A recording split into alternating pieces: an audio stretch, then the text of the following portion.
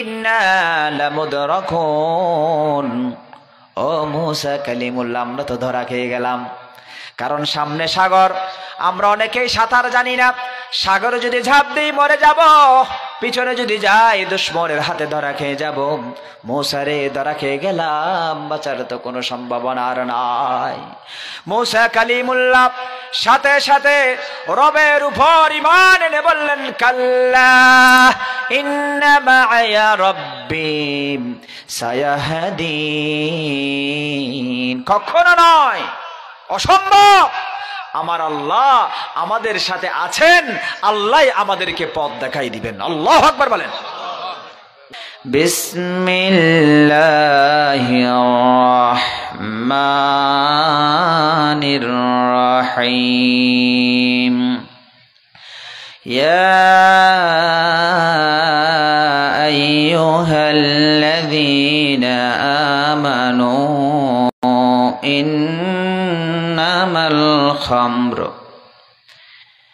إنما الخمر والميسر والأنصاب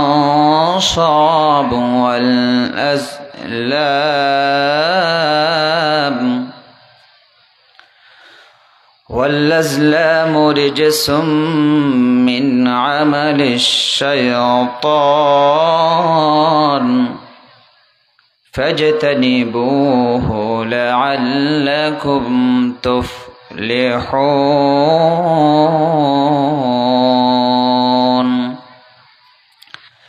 آمنت بالله صدق الله المولانا العظيم وصدق رسوله النبي الحبيب الكريم ونحن على ذلك من الشاهدين والشاكرين. وقال تعالى في شأن حبيبه إن الله وملائكته يصلون على النبي يا أيها الذين آمنوا صلوا عليه وسلموا تسليما. اللهم صل على سيدنا مولانا محمد وعلى آل سيدنا هو الحبيب الذي ترجى شفاعته لكل حول من الأهوال مقتحم. اللهم صل على سيدنا مولانا محمد وعلى آل سيدنا. بلغ العلا بكماله كشف الدجى بجماله حسنت جميع خصاله صلوا عليه. سبحان الله والحمد لله لا إله إلا الله. سبحان الله والحمد لله لا إله إلا الله. لا إله إلا الله لا إله.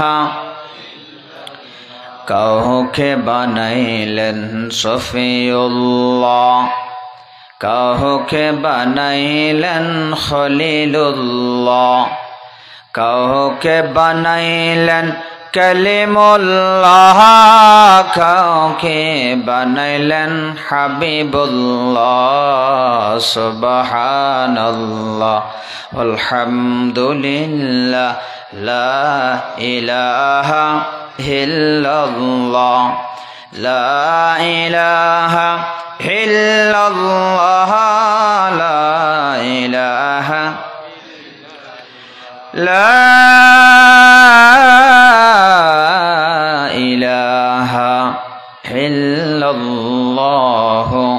মুহাম্মাদুর রাসূলুল্লাহ সাল্লাল্লাহু আলাইহি ওয়াসাল্লাম।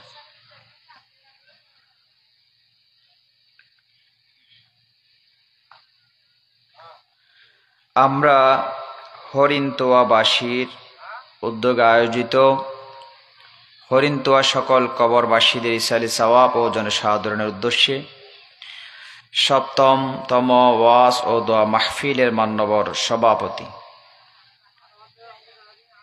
বর্ষিয়ান আলেমে দ্বীন, বিশিষ্ট আলেমে দ্বীন, সদাহা হরিণতোয়া বাইতুস সালাম জামে মসজিদের সম্মানিত সুযোগ্য খতিব হযরত আল্লামা জনাব মাওলানা শাহ আলম সাহেব মাদ্দাল্লাহু দিল্লাহ, কেউসিয়া হরিণতোয়া বাইতুল হুদা জামে মসজিদের সম্মানিত সুযোগ্য খতিব জনাব মাওলানা মোহাম্মদ জুবাইর সাহেব আতারাল্লাহু উমরাহ। এতক্ষণ পর্যন্ত সার গর্ব গুরুত্বপূর্ণ দিক নির্দেশনামূলক আলোচনা পেশ করেছেন বাজালিয়া নাজমুল উলুম মাদ্রাসার সম্মানিত পরিচালক বন্ধুবর হাফেজ জনাব মাওলানা মামুন রশিদ সাহেব হাফিজাহুল্লাহ ওয়া রাআ।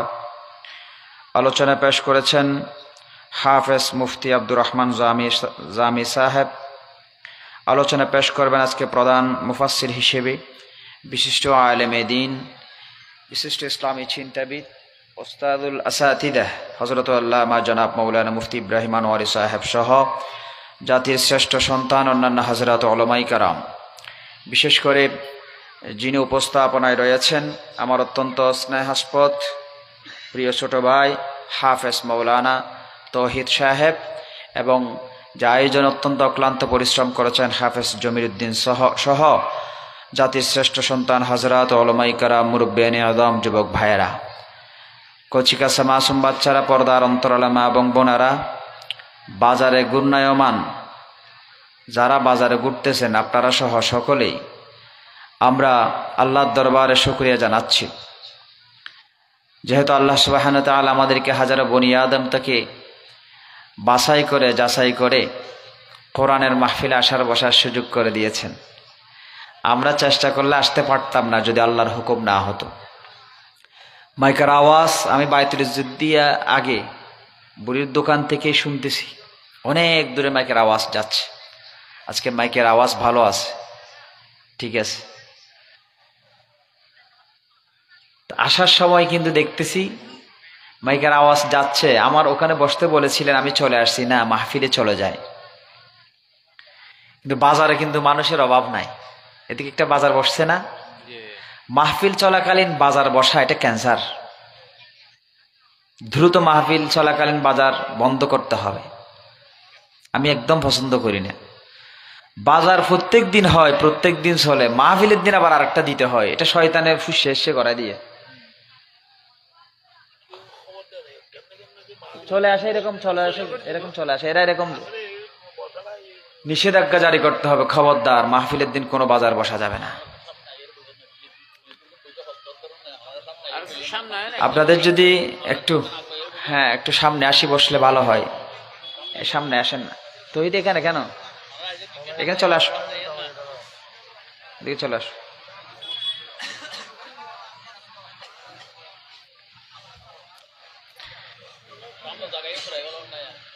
আপনাদের কষ্ট হচ্ছে মনে হয় না?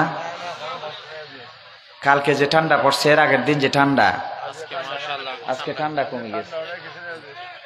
পরশুদিন আমার প্রোগ্রাম ছিল চকরিয়া। ও আল্লাহ, আমি বলছি ভাই 10টার পর আমি আর আলোচনা করতে পারবো না, তাড়াতাড়ি দিয়ে দেন, 10টার ভিতরে যাতে শেষ করে দিতে পারি। যে ঠান্ডা, ওয়াজ যখন শুরু করছি মানুষ বলে না হুজুর আর একটু করেন, ঠান্ডা হইলে অজ্ঞ তজ্ঞ মরজ্ঞ, বুঝেন নাই? গতকাল ছিল বাকলিয়া, তাও একই অবস্থা ঠান্ডা, কিন্তু আজকে দেখতেছি না আলহামদুলিল্লাহ পরিবেশ ভালো আছে। যে আল্লাহ সুবহানাহু ওয়া তাআলা পরিবেশ ভালো রেখেছেন, আমাদেরকে সুস্থ রেখেছেন, আমরা সুস্থ না? আল্লাহু আকবার। শুধু তাই নয়, সুস্থতার নিয়ামত কত বড়, সুস্থ না হলে মানুষ বুঝতে পারে না। আরেকটি বড় নিয়ামত দিয়ে আল্লাহ আমাদেরকে ধন্য করেছেন, সেটি হচ্ছে নি'মাতুল ইসলাম, নি'মাতুল ঈমান। ঈমানের মতন মহান নিয়ামত, মহান দৌলত আল্লাহ আমাদেরকে অটোমেটিক দিয়েছেন। আল্লাহকে আমরা কেউ বলি নাই, অটোমেটিক দয়া করে নিয়ামত দিয়েছেন, ইমানের মতন মহান দৌলত দিয়েছেন। যেই মুনিব ইমানের মতন মহান দৌলত দিয়ে হাজারো বনি আদম থেকে বাছাই করে গুরুত্বপূর্ণ সময়ে হাজারো ব্যস্ততা উপেক্ষা করে জান্নাতের বাগানে, কোরআনের বাগানে আসার বসার সুযোগ করে দিয়েছেন, সেই মুনিবের উদ্দেশ্যে অন্তরের অন্তঃস্থল থেকে বুক ভরা ভালোবাসা নিয়ে আকাশ বাতাস প্রকম্পিত করে, শরীরের সমস্ত জড়তা দূর করে, আলসে দূর করে উচ্চ আওয়াজে কালিমাত শুকর আদায় করি, পড়ছি আলহামদুলিল্লাহ। দরুদ আর সালাম বর্ষিত হোক সর্বকালের সর্বযুগের সর্বশ্রেষ্ঠ মহামানব, শোষিত নির্যাতিত নিপীড়িত আর্ত মানবতার কাণ্ডারী নবী, যার আগমনে দুলির ধরা পরিপূর্ণ হলো, পথ হারা মানুষ পথের দিশা পেল, অন্ধকারাচ্ছন্ন সমাজ আলোকিত হলো।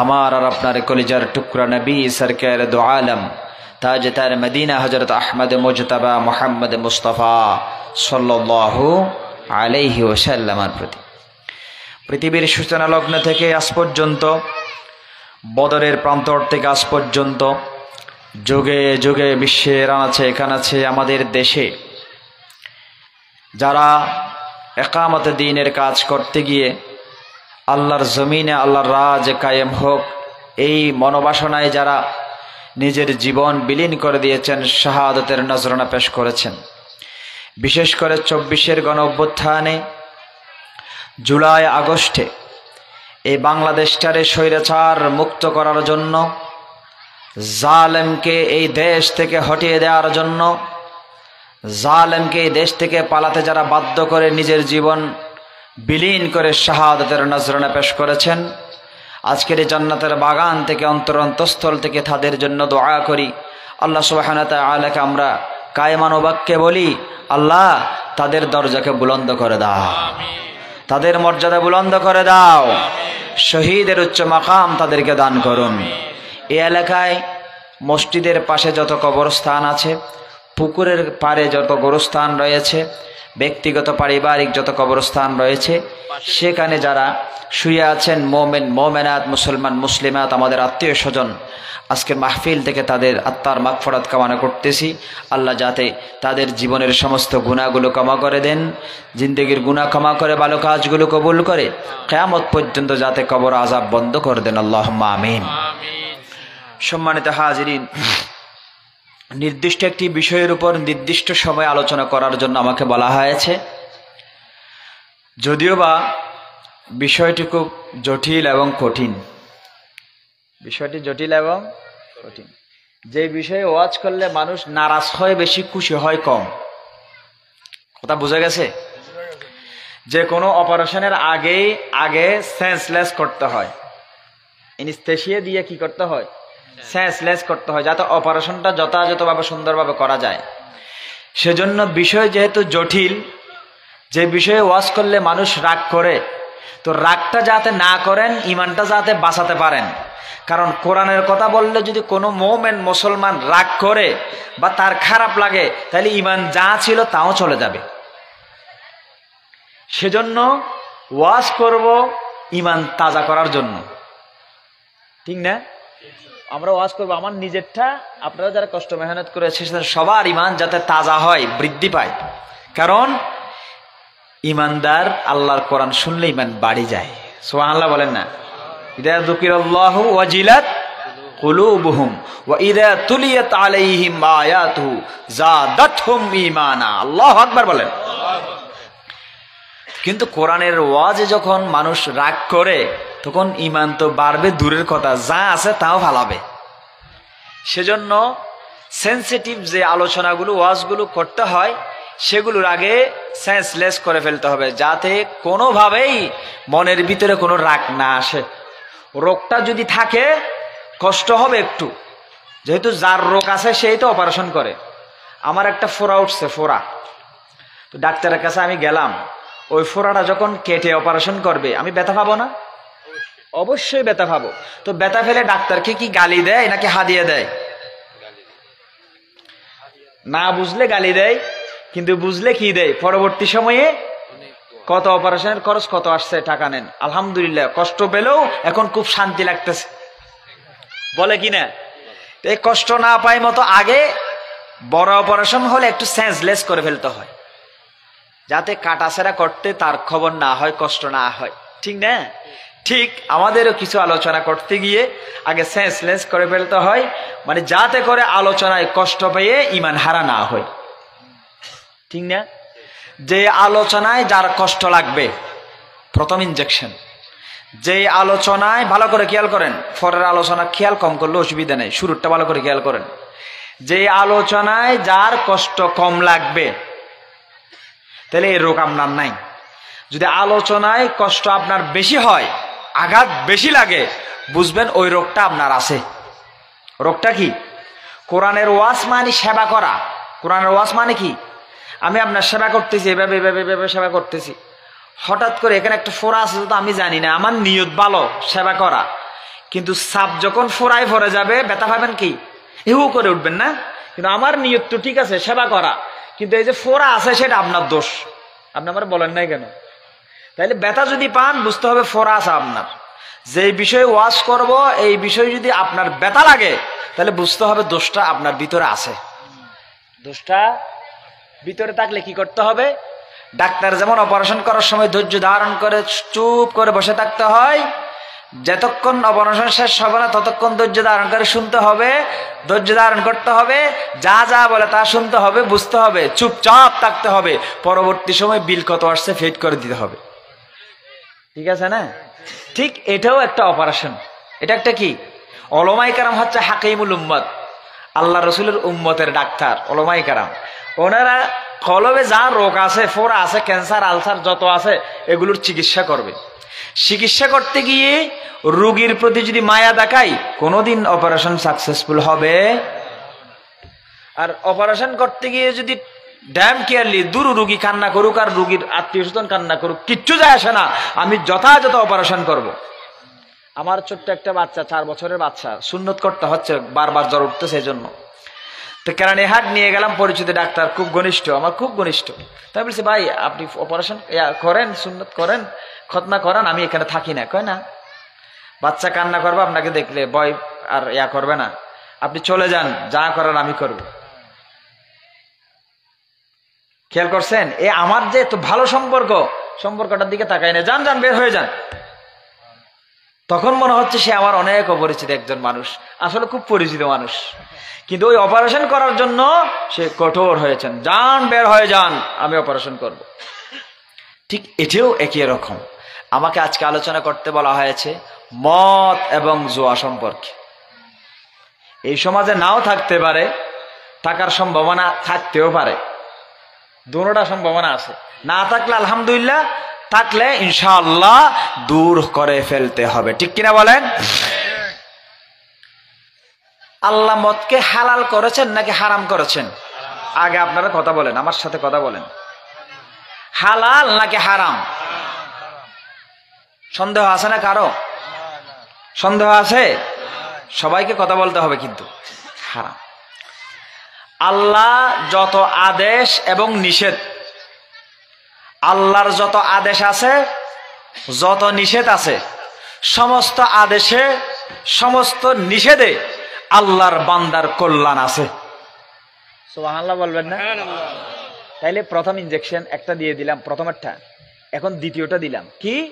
আল্লাহর যত আদেশ আছে, যত নিষেধ আছে, সমস্ত আদেশে সমস্ত নিষেধে মানব জাতির কল্যাণ আছে। সুবহানাল্লাহ বলেন না?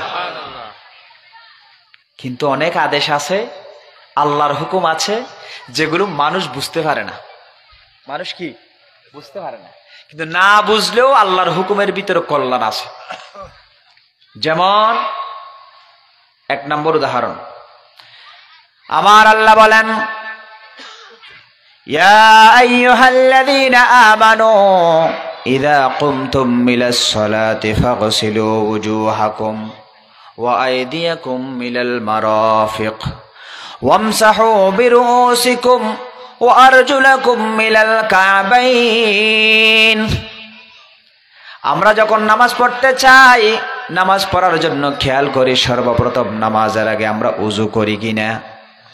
ও মুসলমান, ওযু বানানোর পর ওযু যদি ভেঙে যায়, উযু ভাঙ্গে কোন দিকে? আল্লাহ ধুতে বলেছেন কোথায়? বায়ু বের হয়েছে, সহজ এক্সাম্পল, উদাহরণ। ওয়ালাকাদ সাররাফনা লিন্নাসি ফি হাযাল কুরআনি মিন কুল্লি মাসাল। আমার আল্লাহ মানব জাতিকে কোরআন বোঝানোর জন্য মেসাল দিয়েছেন, বারবার মেসাল দিয়েছেন। বান্দার এজন্য আমাদের মেসাল দিয়ে কোরআন বোঝাতে হয়। উযু ভেঙ্গে যায় বায়ু বের হয়ে, আমার বিবেক বলে, বুদ্ধি বলে, যুক্তি বলে যেদিকে বায়ু বের হয়েছে ওদিকে ধুয়ে ফেললে হয়ে যায়। কিন্তু আমার আল্লাহ বলেন কোন দিকে বায়ু বের হয়েছে, কিভাবে উযু ভাঙলো, সেটা তোমার দেখার দরকার নাই, খেয়াল করার দরকার নাই। ফাগসিলু উজুহাকুম, উযু বের হয়েছে কোন দিকে আর ধোয়ার জন্য বলতেছেন কোথায়? বোঝা যাচ্ছে? কথা বোঝা যাচ্ছে? উযু বের হয়েছে বায়ু বের হয়ে, তাইলে স্বাভাবিকভাবে, আমি স্বাভাবিকভাবে একদম পাগলও বলবে, কিরে যেদিকে বায়ু বের হয়েছে ওদিকে দুই বেরলে তো কাম হয়ে গেছে।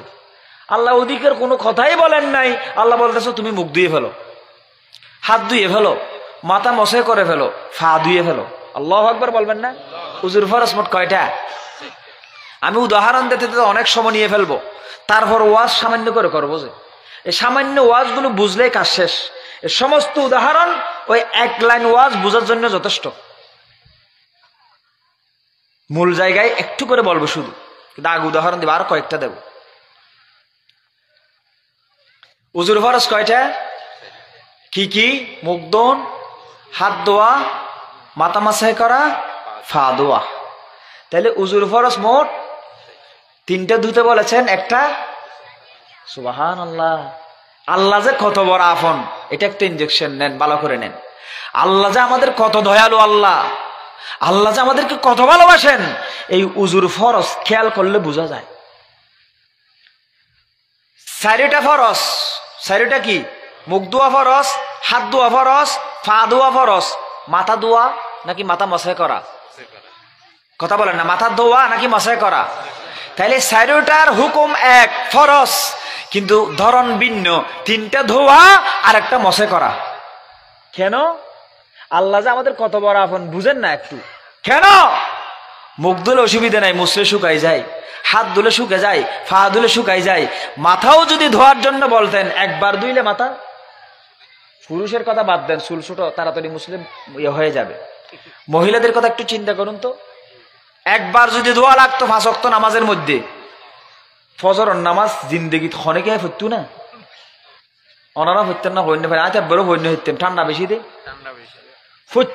যদি 5 বার উজু বানাতো, যদি মাথায় বউ দোয়া হইতো, তিনও আনন্দান ইয়েনো যদি দুবেলায় হুকুম করতে হয়, জিন্দেগি ক্ষণ মুসলমান আর উজু বানাইতো না। তোর এখন উজু বানাতে বাদ দাও, কেন মারতো আর অসুখ বর্ণ দেয়, কি উজু বানাত দে, হইতো না হইতো খাওয়া হয়। আমার আল্লাহ কত দয়ালু মুসলমান, একটু চিন্তা করে দেখুন। আমার আল্লাহ আমাদের সুবিধা অসুবিধা ভালো খারাপ সবকিছু খেয়াল করেন। আমার আল্লাহ খেয়াল করেছেন 7টা উজুর ফরজ, 3টা দোয়ার জন্য বলেছি, একটা দোয়ার জন্য বলি নাই, মাসাহ করতে বলেছি। ওটা মাসাহ করলে ফরজ আদায় হয়ে যাবে। কেননা যদি আমি দোয়ার জন্য বলতাম, সমগ্র পৃথিবীর মুসলমানরা 12 মাস করুণায় আক্রান্ত থাকত। ঠিক কিনা হয় মুসলমান? কত দয়ালু, কত দয়ালু আল্লাহ।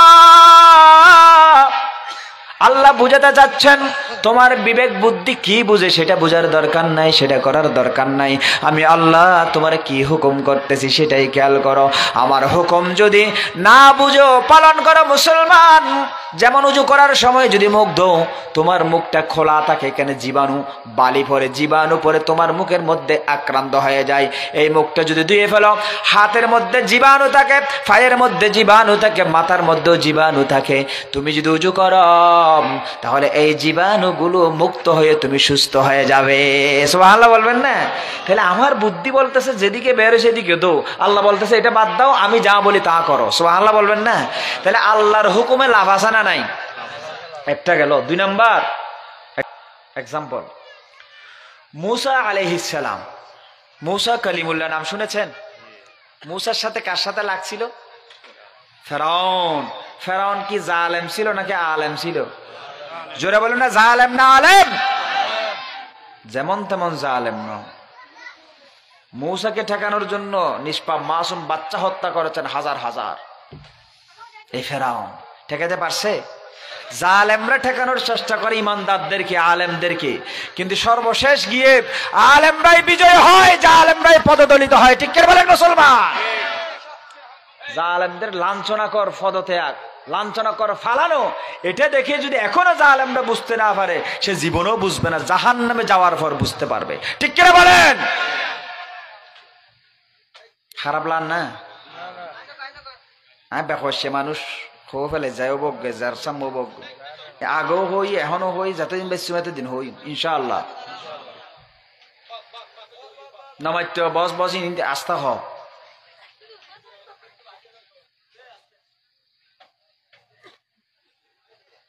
মূসা কালিমুল্লাহ মিশর থেকে বের হয়ে চলে যাচ্ছেন উম্মতদেরকে লইয়া,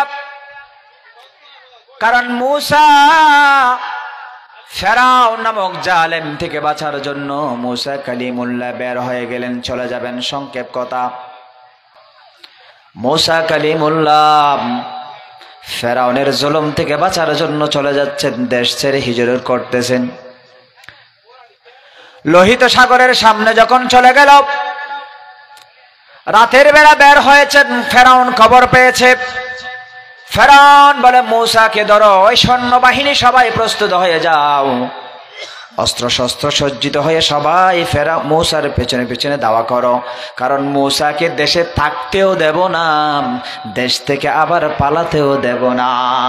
জালেমরা বলে আলেমরা দেশে থাকতেও পারবে না, বাঁচতেও পারবে না, থাকতেও পারবে না। এটা জালেমদের কথা, জালেমদের সর্বোচ্চ বেয়াদবি হচ্ছে এটাই। জালেমরা বলে আলেমরা দেশে থাকতেও পারবে না, বাঁচতেও পারবে না। মূসা কালিমুল্লাহ চলে যাচ্ছে দেশ ছেড়ে, আবার মূসাকে দৌড়ানোর কোনো দরকার আছে? কিন্তু ফেরাউন বলতেছে না, মূসা দেশে থাকতেও পারবে না, আবার এই দেশ ছেড়ে চলে যেতেও পারবে না। সৈন্য বাহিনী নিয়ে মূসার পিছনে দাওয়া করতেছে মূসাকে ধরার জন্য। যেতে যেতে মূসা কালিমুল্লাহ বাহিনী সহ উম্মত সহ সাগরের সামনে দাঁড়াই গেলেন। ভালো করে খেয়াল করেন, সাগরের সামনে যখন দাঁড়াই গেলেন, তখন মূসা কালিমুল্লাহর উম্মতেরা ভয় পেয়ে গেল, কারণ সামনে সাগর, পিছনে দুশমন, সামনে সাগর, পিছনে দুশমন। তখন মূসা কালিমুল্লাহকে ডাক দিলেন, ইয়া মূসা ইন্না লামুদরাকুন। ও মূসা কালিমুল্লাহ, আমরা তো ধরা খেয়ে গেলাম, কারণ সামনে সাগর, আমরা অনেকেই সাঁতার জানি না, সাগরে যদি ঝাঁপ দিই মরে যাব, পিছনে যদি যাই দুশমনের হাতে ধরা খেয়ে যাব। মূসা রে, ধরা খেয়ে গেলাম, বাঁচার তো কোনো সম্ভাবনা আর নাই। মূসা কালিমুল্লাহ সাথে সাথে রবের উপর ঈমান এনে বললেন, কাল্লা ইন্না মা'আয়া রাব্বি সায়াহদিন। কখনো নয়, অসম্ভব, আমার আল্লাহ আমাদের সাথে আছেন, আল্লাহ আমাদেরকে পথ দেখাই দিবেন। আল্লাহু আকবার বলেন। ইমানদাররা ভয় পায় না তো, কয় না না সব শেষ করে দিব, সব শেষ। কিন্তু ইমানদাররা বলে শেষের কিছু নাই, ইমানদারের শেষ বলতে কিছু নাই। তারা মনে করে ইমানদারদেরকে মেরে ফেললে, হত্যা করে ফেললেই শেষ। ইমানদার মনে করে না, মত মানে তো জীবনের শেষ নয়, চূড়ান্ত জীবনের, স্থায়ী জীবনের শুরু। ঠিক কিনা বলেন না? মত মানে শেষ নাকি? মত মানে শেষ না, অস্থায়ী জীবনের শেষ, কিন্তু এটা তো জীবনেই নয়, চূড়ান্ত জীবন, চিরস্থায়ী জীবনের শুরু মৃত্যুর মাধ্যমে হয়। এজন্য ইমানদারদের জন্য মৃত্যুটা হচ্ছে আল্লাহর পক্ষ থেকে হাদিয়া। সুবহানাল্লাহ বলেন। পিছনে কে কথা বলেন? এবার পিছনে কে কথা বলেন না? পিছনে ফেরাউন, সামনে সাগর। উম্মতেরা বলতেছে ধরা খেয়ে গেলাম। মূসা আলাইহিস সালাম বলতেছেন না, আল্লাহ আমাদের সাথে আছেন, আল্লাহ আমাদেরকে পথ দেখাই দিবেন। আল্লাহ সাথে সাথে ওহী নাজিল করলেন মূসা কালিমুল্লাহর উপর। ফাআওহাইনা ইলা মূসা আনিদরিব বিআসাকাল বাহর। মূসার কাছে আমার আল্লাহ ওহী নাজিল করলেন, ও মূসা, তোমার হাতে যে লাঠি আছে, ওই লাঠি দ্বারা সাগরের পানিতে বাড়ি দাও। আল্লাহু আকবার বলেন। প্রশ্ন, পিছনে দুশমন, সামনে সাগর, হাতে একটা লাঠি আছে, আর কিছু নাই। আপনাদের কাছে প্রশ্ন করতেছি, এই মুহূর্তে আপনারা কি করবেন? পানিতে বাড়ি দিবেন নাকি দুশমনের মাথায় বাড়ি দিবেন? সহজ প্রশ্ন তো। কি আমার বিবেক কি বলতেছে, আপনার বিবেক কি বলতেছে? লাঠি একটা দ্বারা পিছনে দুশমনকে রেখে কি আমি পানিতে বাড়ি দেব? পাগল ছাড়া কেউ করবে না তো। কি রে, লাঠি আছে একটাই, এটা দিয়ে যা করার করব, শেষ। দেওয়ালে যখন ফিটটা গেছে আর করার কিছু নাই, ইতের সব মুখ খাটে বাড়ি হারিয়ে দিম দে, ঠিক কিনা বড় করে হওয়া যায়? বিবেক বলে এটাই, কিন্তু আল্লাহ হুকুম কি করেছেন? আল্লাহ কি বলেছেন? এ মূসা পিছনে ফেরো, ফেরাউনকে বাড়ি দাও, এটা বলছে? আল্লাহ বলেছেন ফাআওহাইনা, আল্লাহ ওহী নাজিল করলেন মূসার উপর, আনিদরিব বিআসাকাল বাহর, তোমার হাতে যে লাঠি আছে ওই লাঠি দ্বারা বাহারে সাগরের পানিতে বাড়ি দাও। মূসা কালিমুল্লাহ কিং কর্তব্য বিমূঢ় হয়ে গেলেন। কি রে, লাঠি আছে, লাঠি দ্বারা আমি ওরে না বাড়ি দেবো দুশমন রে, কিন্তু আল্লাহ বলতেছেন পানিতে বাড়ি দেওয়ার জন্য। কেউ বুঝে নাই, মূসা কালিমুল্লাহ বুঝে নাই। আল্লাহ বলতেছেন আমার হুকুম বুঝার দরকারও নাই, আমার হুকুম বুঝো আর না বুঝো, যদি মুহাব্বতের সহিত মানো ওই হুকুমের পরে তুমি উপকৃত হয়ে যাবে। আল্লাহু আকবার বলেন।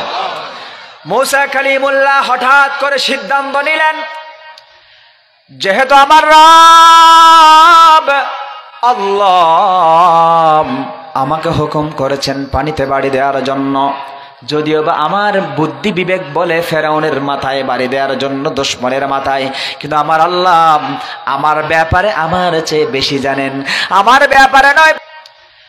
যেহেতু আমার রব আল্লাহ আমাকে হুকুম করেছেন পানিতে বাড়ি দেওয়ার জন্য, যদিও বা আমার বুদ্ধি বিবেক বলে ফেরাউনের মাথায় বাড়ি দেওয়ার জন্য, দুশমনের মাথায়, কিন্তু আমার আল্লাহ আমার ব্যাপারে আমার চেয়ে বেশি জানেন, আমার ব্যাপারে নয়, পৃথিবীর সমস্ত মানুষের ব্যাপারে, পৃথিবীর সমস্ত আপনজনের চেয়েও আমার আল্লাহ আপনজন, মা বাবার চেয়েও আমার আল্লাহ আপনজন। আল্লাহ যেহেতু হুকুম করেছেন পানিতে বাড়ি দেওয়ার জন্য, পানিতে বাড়ি দিলে লাভ কি হবে না হবে সেটা চিন্তা করার দরকার আমার নাই। যেহেতু আল্লাহর হুকুম, এই আল্লাহর হুকুমটা মুহাব্বতের সহিত পালন করব, উপকার হলেও ভালো, না হলেও ভালো। সুবহানাল্লাহ বলেন না? বাড়ি দিলেন, লাভ হলো না লস হলো? কি হলো? কি হয়ে গেল? সাগর আর আছে না? সাগর আছে না? সাগর কি হয়ে গেল? মূসা কালিমুল্লাহ বারকম সবাই পার হয়ে গেলেন। সুবহানাল্লাহ বলেন। তাইলে আল্লাহর হুকুম না বুঝেও পালন করলে লাভ আছে না নাই? লাভ আছে না নাই? পার হয়ে গেছে, ওই পারে উঠে গেছে। প্রথমটা করেছেন হুকুম, বাড়ি দাও। ওই পারে গিয়ে মূসা কালিমুল্লাহ দেখতেছে ফেরাউন ও রাস্তাটা দিয়ে চলে আসতেছে। কোন রাস্তা? যে রাস্তা দিয়ে মূসা এবং মূসার কওমেরা আসছে, মূসার উম্মতেরা আসছে, সেই একই রাস্তা দিয়ে ফেরাউন যাচ্ছে।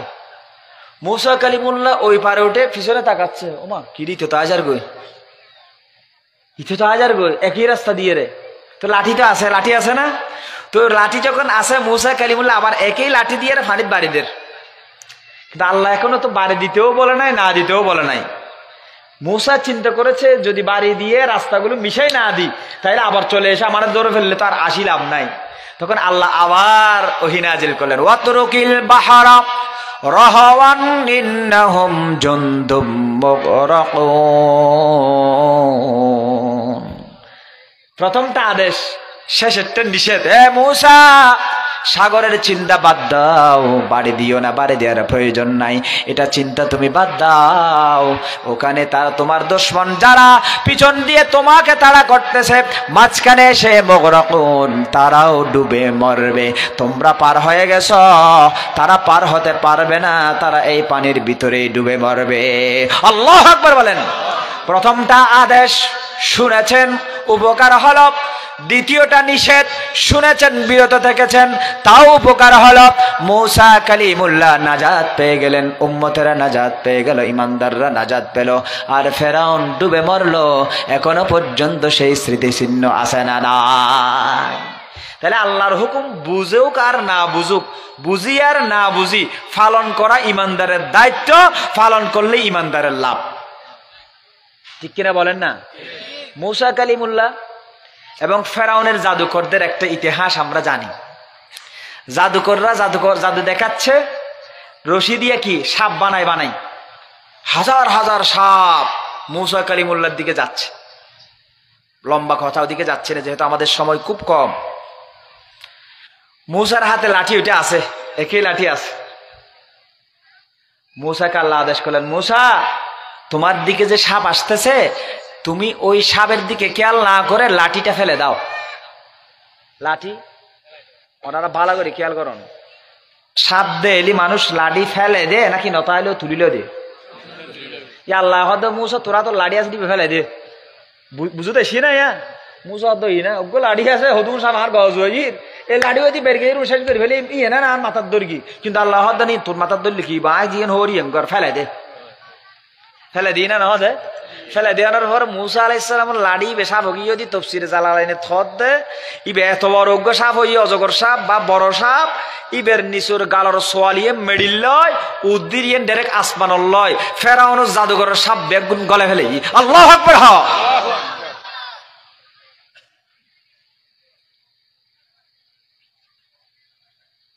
আর বাসা ফেলে দি লাড়ি বেসাপ হইয়ে হয়তো মুসা সাপ দিলে মানুষ দুধ দে, আল্লাহ খুদহা ওয়ালা তাখাফ দর নডরাইস সাবর কি করতে হদে আল্লাহর হুকুম না বুঝেও পালন করেছেন, প্রত্যেকটা হুকুম মানব জাতির কল্যাণ হয়েছে, ঠিক কিনা বড় এটা হাসায়? সে আল্লাহ সুবহানাহু ওয়া তাআলা বলেন, ও দুনিয়ার ইমানদার মুসলমান, তোমরা যে মদ খাও, ইন্নামাল খামরু ওয়াল মাইসিরু ওয়াল আনসাবু ওয়াল আজলামু রিজসুম মিন আমালিশ শাইতান। আল্লাহু আকবার বলেন না? এই আয়াতের দ্বারা আল্লাহ চূড়ান্ত ভাবে মদকে হারাম করে দিয়েছেন, খবরদার মদ খেও না। আল্লাহু আকবার বলেন। তবে ইসলামের প্রাথমিক যুগে মদ খাওয়াটা এটা একটা আভিজাত্যের বিষয় ছিল, মানে খুব যারা একটা না ইয়াটে সম্ভ্রান্ত মানুষ, ডর মানুষ, শিয়ানা মানুষ কোন মদ খাইত। আল্লাহ সুবহানাহু ওয়া তাআলা এই মদটা নিষেধ করেছেন দাফে দাফে, একসাথে নয়। একটা নেশা, তো মদ খাওয়া মানে কি এটা একটা কি নেশা নয় না বাজি, নেশা নয় না ইতে এম ভাবে হাইলি তার মাথার মস্তিষ্ক ঠিক ন থাকে। বেট্টে রাস্তারা লাম্বা দেহে, লাম্বারে বেট্টে দেহে, হালরে ব্রিজ দেহে, দেহে না দেহে, বউরে মা দেহে, মারে বউ দেহে, ফোয়ারে বাপ দেহে, ফোয়ারে দুলো বেটা হে, ডাহানোটা হে, মাথা ঠিক ন থাকে। একবার কক্সবাজারের লোক দেহিত দি ইতে গুড়ি গুড়ি হতে বেটা কক্সবাজার কিন্তু পুরো গোড়ার হ্যাঁ চিন্তা করতে আসলে কি তেন না দেখবি নয়, এই যে খাই দে খাইয়ারে কিনো তাকে দে ফোরু আর জসকোট দারোয়ান উগ্গরে আরোগ্য স্টাফে হাইয়ারে গম করে হাই যে এরা ম্যাচ শুরু করে দিই, অত সেইতে রাইতারা হইলে বন্ধু সুবহানাল্লাহ। প্রথমে সরাসরি নিষেধ না করে আমার আল্লাহ বলেন ইশারা করেছেন, ওয়ামিন সামারাতিন নাখিলি ওয়াল আনাবি তাত্তাখিযুনা মিনহু সাকারান ওয়া রিজকান হাসানা।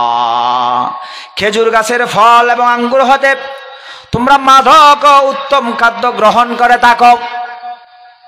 ফলে আয়াত নাজিল করে দিবে হয়তো খেজুর গাছের ফল, খেজুর গাছের ফল কি খেজুরেরই, খেজুরত দে আঙ্গুর উত্তর হয়তো তোমারা মদ বানো বীজের দিয়ে মদ বানো, আবার এতুন উত্তম খাদ্য শিল্প গ্রহণ করো। তো সর্বপ্রথম আল্লাহ ইশারা করি কি দে এতুন যে তোমার দুইয়েন হানা বাইর করো, উগ্র হানা মদ আর উগ্র হানা উত্তম। তাহলে ইয়ে বুঝে দে মদই বে উত্তম নয়, যিবে খাদ্য খাওয়ার খাদ্য হিসেবে বহর মদ ন বানাইয়ের হর ইবে উত্তম। সর্বপ্রথম আয়াত নাজিল করে দিবে। তখন কিছু কিছু সাহাবাক কল হদ হয়তো কেন মদর ব্যাপারে চূড়ান্ত তখন এক কান ফয়সালা কেন আজীব ভাল ইশারা করবি সালাক কোন আগে বুঝে আকল মন্দা ইশারা বাসক যারা সালাক যারা কেন করে ইশারা করলে বুঝি যাবে হামশেষ ইও যারা সালাক ইতারা দ্রুত বুঝি গিয়ে হয়তো যদি জিন এক্সাম্পল দিল উদাহরণ দিল ইনির ভিতরে বুঝিত ফেললাম আল্লাহ যেহেতু হারাম করি কি নিশ্চয়ই এদের ভিতরে করলেন আসা আয়ান না হাইম ঠিক কিনা সাহেব করে হসা। দ্বিতীয় পর্যায়ে রাসূল করিম সাল্লাল্লাহু আলাইহি সাল্লামের কাছে সাহাবায়ে কেরাম এসে জিজ্ঞেস করেছেন খামার মদ এবং জুয়া সম্পর্কে। আল্লাহ সুবহানাহু ওয়া তাআলা এই সম্পর্কে আল্লাহ রাসূলের কাছে ওহী নাজিল করলেন। দ্বিতীয় আয়াত, আমার আল্লাহ বলেন ইয়াসআলুনাকা আনিল খামরি ওয়াল মাইসির কুল ফীহিমা ইসমুন কাবীর ওয়া মানাফিউ লিন-নাস ওয়া ইসমুহুমা আকবারু মিন নাফিহিমা। হে নবী, আমার বান্দারা, আপনার উম্মতেরা আপনার কাছে এসে মদ এবং জুয়া সম্পর্কে জিজ্ঞেস করবেন, সওয়াল করবেন। কুল ফীহিমা ইসমুন কাবীর, আপনি বলেন এই দুটার মধ্যেই মহা পাপ রয়েছে। নাউজুবিল্লাহ বলেন না। এই দুইটার ভিতরে কি আছে? পাপ না নাকি সওয়াব? পাপ না সওয়াব? ওয়া মানাফিউ লিন-নাস, আবার কিছু কল্যাণও আছে, উপকারও আছে। আল্লাহু আকবার। আমি এই আয়াত পড়ে আমার ইমানটা, আমার শরীরটা কাঁপে উঠছে। আল্লাহু আকবার। কি আল্লাহ! আল্লাহ কোরআনে কোনো কিছু গোপন করে নাই। মদের ভিতরে, জোয়ার ভিতরে কিছু কল্যাণও বলা আছে। কিছু কল্যাণও, কি কল্যাণ এটা ব্যাখ্যা করতে গেলে অনেক লম্বা কথা। তবে এটুকু, মদ তৈরি করতে কিছু এই কামলা টামলা থাকে না, কর্মচারী থাকে না, এরা বেতন পায়, বা কিছু না কিছু কল্যাণ আছে। কিছু না কিছু কি আছে? কল্যাণ আছে। অনেকেই বলে মদ খাইলে গাড়ি চালাতে পারে, ঘুম আসে না, আছে না নাই? ফতোয়া দেন না দেয়? আল্লাহ বলেন কল্যাণ আছে। ওয়া মানাফিউ ওয়া ইসমুহুমা আকবারু মিন নাফিহিমা, কল্যাণের চেয়েও পাপ বেশি। কল্যাণের চেয়েও ক্ষতি বেশি, বালার চেয়েও ক্ষতি বেশি, বালার চেয়েও। এবার যে চালাক মানুষ, বুদ্ধিমান মানুষ, সে ক্ষতিটা গ্রহণ করবে নাকি বালাটা গ্রহণ করবে? আল্লাহ গোপন বলতে কোরআনে কিছু রাখে নাই, সব ওপেন করে দিয়েছেন। বান্দা তারপরেও যদি তুই না বুঝোস, খ্যাঙ্গরি বুঝাই, যে না বুঝে মনে মনে তারা বুঝায়, খ্যাঙ্গরি বুঝাইতে হত আল্লাহ। এরপরেও বান্দা যুক্তি দেওয়ার দেয়, খুদু কোনো যুক্তি দিতে ওয়াস তো উনি এরে খালি বেন দোয়ানত বউ তোর মারা কিনা বাধ্য আছে। এই দিন গেলে দুনিয়া চরিত্র নাকি সাই এক কফত বেগিন শেষ কি হয় যে এই দিন গল্লি এটা আল্লাহ তো বেশি বুঝি দিয়ে আল্লাহ হাতে এম বললি দুনিয়ার চরিত্র বেশি সুন্দর করি ইটা হদে দিন গল্লি চরিত্র নাকি তাহলে আল্লাহ তো এক লাইন বুঝছে না বুঝা হয় না ইতার ইমান আসা না এটা কিছু ইমানদার আর কিছুর ইমানদার আর কিছুর ইমান কি দেয় দিল্লে তেরি এই হতা এনে যে মস্কারি করি করে হয় যে ঝাড়া করি বিরোগীকে দ্বারা ফোন করে টান মারে এহর হতা হয় মৌলের বিরুদ্ধে কোরআনের বিরুদ্ধে এই সমস্ত ইনের বিরুদ্ধে এং করলে আবার মৌলবী হলো হত দুনিয়া চরিত্র নাকি স্যারালি মারাতে ঠান ফন্না কিন্তু কোরআন শরীফ স্যারালি টান মারি ভরি না জানে ঠিক কিনা হয় না চায় ইতে টান মেরে গিয়ে স্যারালি এই নয় ইমান মেরে গিয়ে টান এক কুটানিতে বেঈমান ঠিক কিনা বার করে হা কঠিন বিষয় দিয়ে আজ মেশি গোসা দিলে বিষয় গত বছর ও তহিদ পশ্চিম বাজারে এক জায়গা ওয়াজ বের কি বুঝছো না এটা আর একদম বিষয় দিয়ে ও কঠিন আর ওয়াজ যদি কে তো হস্টা লাগা দেয় গেল দেও যাতে হাদিয়ে দিবে দে কে ডাক্তাররা যেন হাদিয়ে দেও আর হতায় যদি কষ্ট হবো তোমার অপারেশন করে দিই উপরই মাহফিল কমিটি তো হাদিয়ে দিই আরোগ্য মানুষের 2000 কোটি ডাইরেক্ট ফাটাই দে হয়তো আর নামটাম নহইও কেয়ারও নহইও জরুরি দিবে দে আলহামদুলিল্লাহ না এই উগ্র মানুষ পাই আর ওয়াজ শুনে কষ্ট হয়ে আবার আর হাদিয়ে দিই ওনার হাদিয়ে দিলেও নদ্যন তবে কষ্ট না হইয়া ঠিক আছে না ইনশাআল্লাহ 2 নম্বর আয়াত 3 নম্বর আয়াত নাজিল হওয়ার আগে একটি ঘটনা সংঘটিত হয়েছে সাহাবায়ে কেরাম রিদওয়ানুল্লাহি তাআলা আলাইহিম আজমাইন একটা খাবারের দাওয়াতে গেলেন খাবার খাওয়ার পর তারা মদ পান করেছেন তখনও হারাম হয় নাই মদ এখনো হালাল হিসেবে খাচ্ছেন মদ খেয়ে মাগরিবের নামাজ পড়ার জন্য আসছেন একজন ইমামতি করেছেন সাহাবায়ে কেরামের মধ্যে একজন ইমামতি করতে গিয়ে কোরআনুল কারীমের আয়াত ভুল করে ফেলেছেন কুল ইয়া আইয়ুহাল কাফিরুন লা আ'বুদু লাটা না পড়ে আ'বুদু মা তা'বুদুন পড়ে ফেলছে পুরো আয়াত কি হয়ে গেছে অর্থ উল্টা হয়ে গেছে তখন আল্লাহ সুবহানাহু ওয়া তাআলা কোরআনুল কারীমের আয়াত নাজিল করেছেন ইয়া আইয়ুহাল্লাযীনা আমানু লা তাকরাবুস সালাতা ওয়া আনতুম সুকারা হে ইমানদারগণ, কলিজার টুকরা বান্দা, নামাজে যখন তোমরা দাঁড়াবা, যখন মদ্যপান অবস্থায় থাকবা, মাতাল অবস্থায় থাকবা, তখন নামাজের কাছেও যেও না।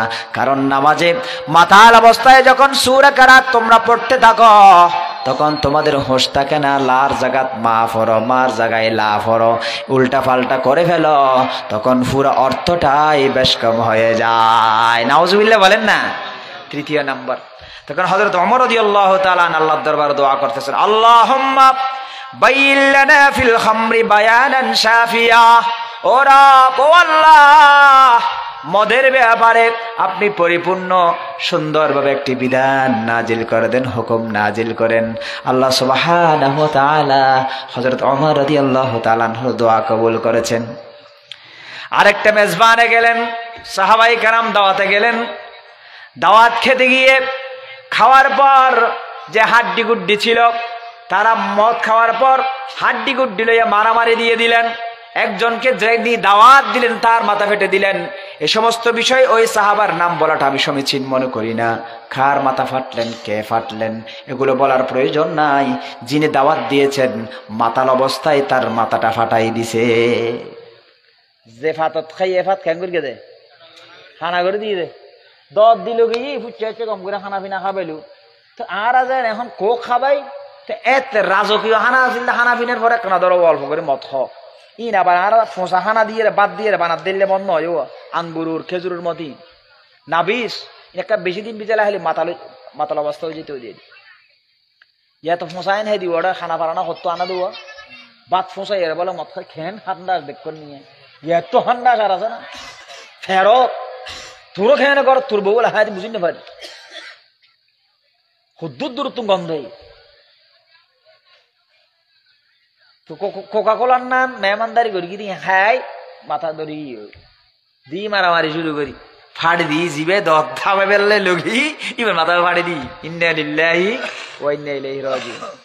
আল্লাহ সুবহানাহু ওয়া তাআলা চূড়ান্তভাবে কোরআনুল কারীম আয়াত নাজিল করলেন। আমার আল্লাহ বলেন, ইয়া আইয়ুহাল্লাযীনা আমানু ইন্নামাল খামরু ওয়াল মাইসিরু ওয়াল আনসাবু ওয়াল আজলামু রিজসুম মিন আমালিশ শাইতান ফাজতানিবুহু লাআল্লাকুম তুফলিহুন। ও ইমানদারগণ, নিশ্চয় ইন্নামাল খামরু মদ, ওয়াল মাইসিরু ওয়াল আনসাবু ওয়াল আজলামু, নিশ্চয় মদ, জোয়া, প্রতিমা পূজা, পূজা করে না করে, হ্যাঁ পূজা, মূর্তি পূজা, ওই মূর্তি পূজা এবং ভাগ্য নির্ধারক তীর সমূহ, তীর দিয়ে একটা ভাগ্য নির্ধারণ করত।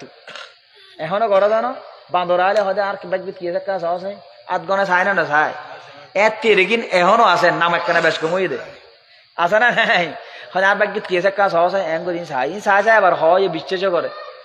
ও মারে বান্দর সদুন ললে এই ফারায় ফারায় মানে শত শত 400-500 দুগ্গ তাবিজ তাবিজ দেয় কিছু নাই, বান্দর নোকসারা কুলি যায় ই নবুঝতে মানসি খ্যাং করে বুঝাইতো আল্লাহ বুঝাইতে পারে নাউজুবিল্লাহি মিন যালিক।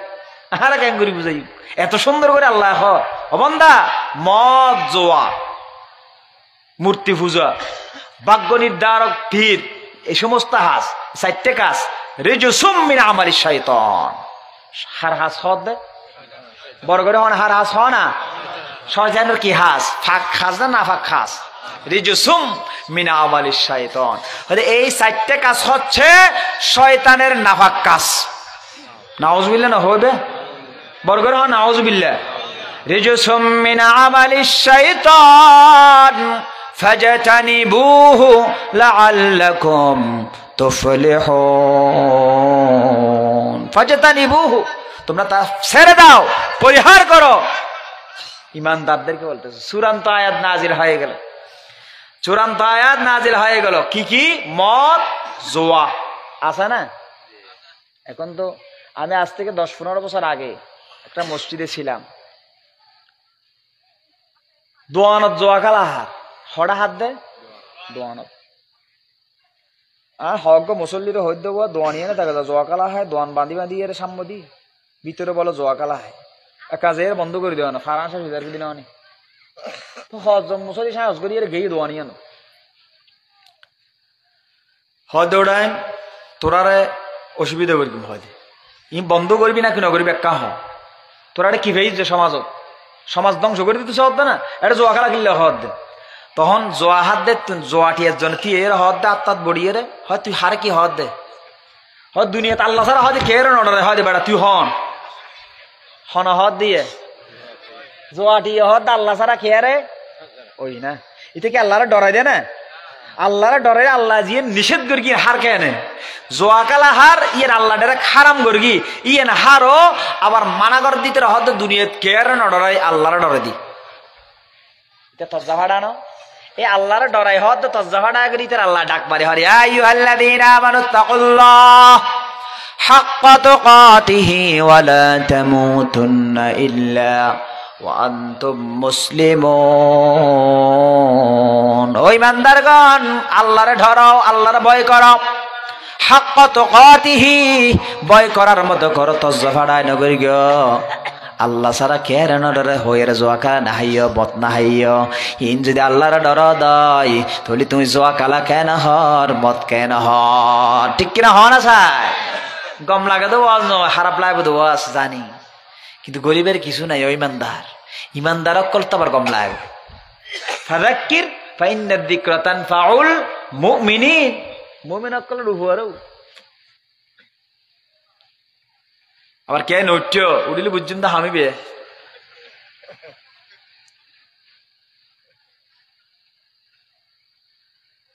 ফাজতানিবুহু ছেড়ে দাও লাআল্লাকুম তুফলিহুন যাতে তোমরা সফল কাম হতে পারো এই আয়াত যখন নাজিল হলো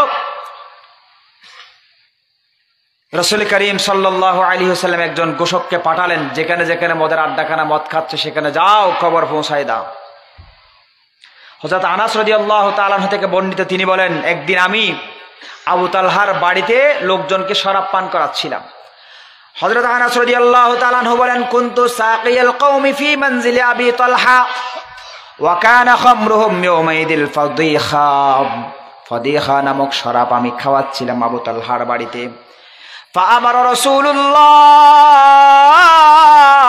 صلى الله عليه وسلم مناديا ينادي একজন ঘোষককে পাঠালেন আহ্বানকারীকে পাঠালেন ওই আহ্বানকারী এসে বললেন আলা ইন্নাল খামরা ক্বাদ হুররিমাত জেনে রাখো খবরদার শুনে নাও আল্লাহ রাব্বুল আলামিন মদকে নিষিদ্ধ ঘোষণা করেছে আল্লাহু আকবার বলেন মদকে চূড়ান্তভাবে নিষিদ্ধ ঘোষণা করেছে আমার আল্লাহ এই কথা শোনার সাথে সাথে ওই জায়গায় যে সমস্ত শরাবীরা ছিলেন মদ পান করতেছেন যেই মানুষটা মদ খাওয়ার জন্য মুখের মধ্যে এক ঢোক মদ নিয়েছেন মুখের মধ্যে মদ আছে আল্লাহ নিষেধ করেছেন শোনার সাথে সাথে ওই মুখের মদ গুলো ফেলে দিয়েছেন আল্লাহু আকবার মুকুজ জিন আসিল ইন ফেলে দি আত জিন আসিল ইন ফেলে দি জিন মটকাত আসিল ইন লইয়ের ফেলে দি আল্লাহ আল্লাহ আল্লাহ আল্লাহর হুকুম শোনার সাথে সাথে ওই দিন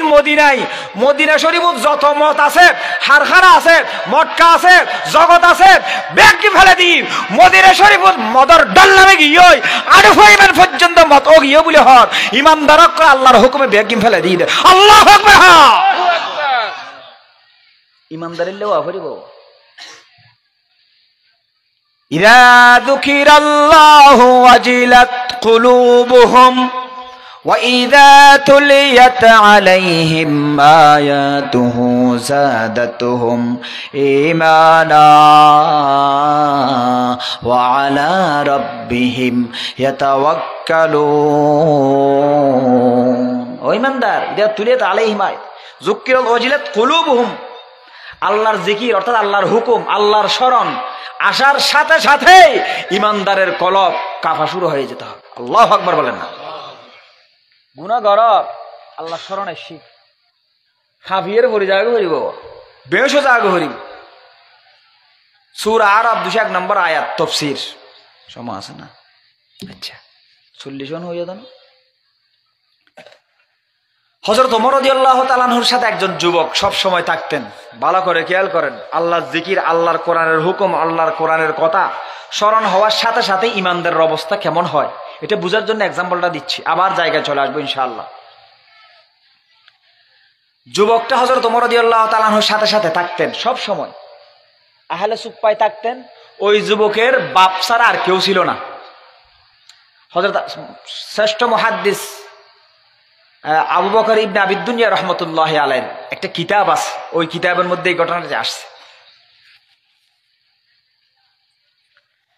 যুবকের বাবা অসুস্থ, বাবা ছাড়া পৃথিবীতে আর কেউ নাই। সুন্দর, বেশি সুন্দর অবিবাহিত যুবক। হযরত ওমর রাদিয়াল্লাহু তাআলা আনহুর সাথে সাথে থাকতেন, ইবাদত বন্দেগী করতেন, তাহাজ্জুদের নামাজও পড়তেন, জিকির আজকার করতেন, যেখানে যেতেন সেখানে থাকতেন। সারাদিন হযরত ওমর রাদিয়াল্লাহু তাআলা আনহুর সাথে থাকতেন, রাতেও থাকতেন। কিন্তু এশারের নামাজ পড়ে এসে বাবাকে ওষুধ দারু যা যা যা যা করতে হয় সেবা সেটা করে দিয়ে তারপর আবার চলে যেতেন মসজিদে নববীতে। যাওয়ার পথে তার এলাকায় একজন খারাপ বেশ্যের নারী ছিল, খারাপ মহিলা ছিল। ওই মহিলা তার দিকে নজর পড়ছে। নজর পড়ার কারণে মহিলাটা তারে চায়, কাছে পেতে চায়, কিন্তু যুবক আল্লাহর ভয়ে ওই মহিলার কাছে যায় না। আল্লাহু আকবার বলেন। কিন্তু এভাবে আসা যাওয়া করতে করতে করতে করতে একদিন হঠাৎ করে ওই যুবককে মহিলা ধরে ফেলছে। ধরে মহিলার ঘরের ভিতরে নিয়ে গেছে, অন্দরমহলে নিয়ে গেছে। এখানে কেউ নাই, মহিলার একজন চাকর ছিল। ওই চাকরকে বলছে, যাও বাজারে যাও, আতর, সেন, খুশবো, যত ধরনের ফল ফ্রুট আছে সবগুলো নিয়ে আসো। আমার কাঙ্ক্ষিত যুবককে পেয়েছি, আজকে সারা রাত এনজয় করবো। নাউজুবিল্লাহ বলেন না। ঢুকাই ফেললেন অন্দরমহলের ভিতরে, দরজা জানালা সব বন্ধ। যুবতী ডাকতেছে, হযরত ইউসুফ আলাইহিস সালামকে যেমন জুলাইখা ডাকছেন, এই যুবতীও সেভাবে ডাকতেছেন যুবককে। হঠাৎ করে যুবক আল্লাহু আকবার বলে চিৎকার দিয়ে মাটিতে লুটে পড়লেন, বেহুশ হয়ে গেলেন। যুবতী ভয় পেয়ে গেল।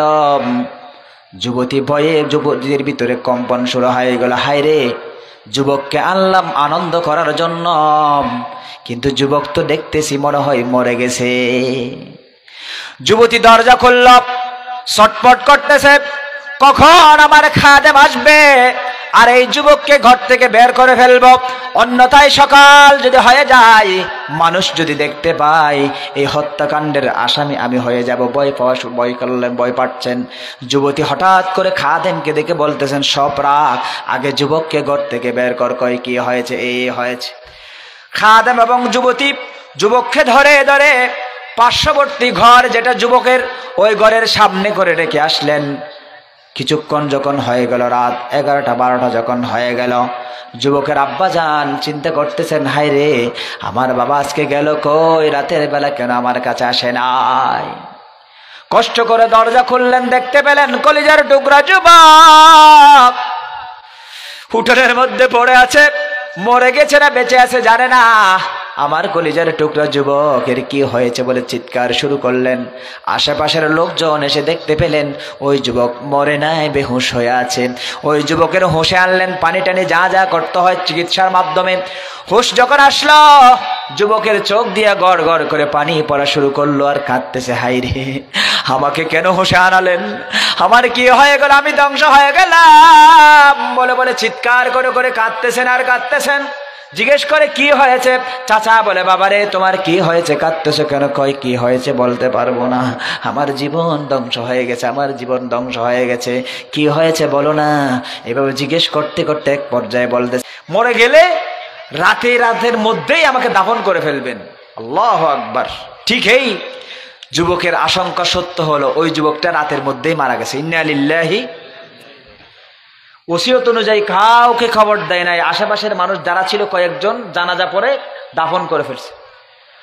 ফজরের আজান হলো, নামাজ শুরু হয়ে গেল। ইমামতি করেছেন হযরত ওমর রাদিয়াল্লাহু তাআলা, রাষ্ট্রেরও ইমাম, মসজিদেরও ইমাম, ঠিক না?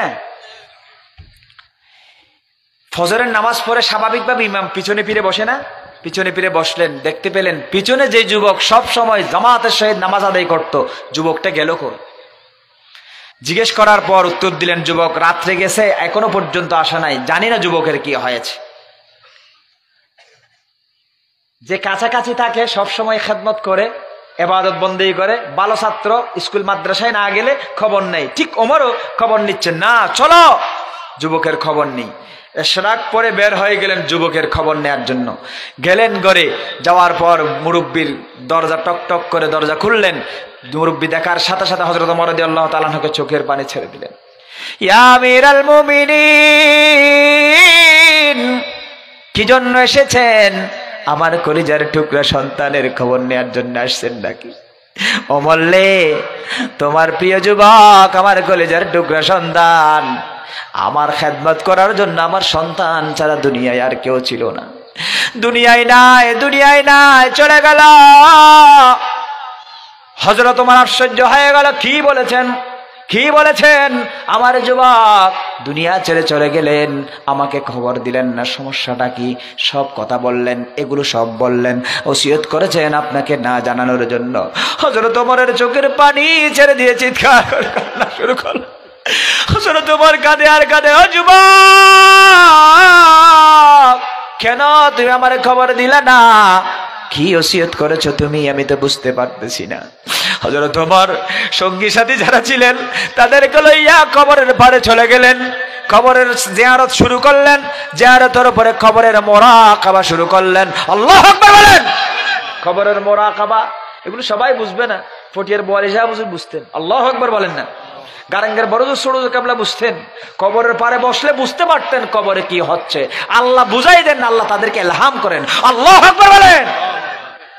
হযরত ওমর কবরের মুরাকাবা শুরু করলেন। হঠাৎ করে সাথে যারা ছিল তাদেরকে ছেড়ে হযরত ওমর উত্তর দিকে যুবকের মাথা বরাবর বসে গেলেন, আর বসে ডাক দিচ্ছেন, যুবক রে, শাবাব, ও কলিজার টুকরা যুবক, কলিজার টুকরা যুবক, যা শুনেছি আল্লাহর ভয়ে তুমি গুনাহ ছেড়ে দিয়েছো, আল্লাহর ভয়ে তুমি গুনাহ ছেড়ে দিয়েছো। আমার আল্লাহ দেখেন, আল্লাহ দেখে কিনা? আমার আল্লাহ দেখেন না? গুনাহ ছেড়ে দিয়েছো। আমার আল্লাহ দেখেন, আল্লাহ দেখে কিনা? আমার আল্লাহ দেখেন না শুধু, ওয়াহুয়া মাআকুম আইনামা কুনতুম ওয়াল্লাহু বিমা তা'মালুনা বাসীর। ও বান্দা, তুমি যেখানে যাও, যেখানে থাকো, আমি তোমার সাথে আছি, তোমার সব কর্মকাণ্ড আমি দেখি।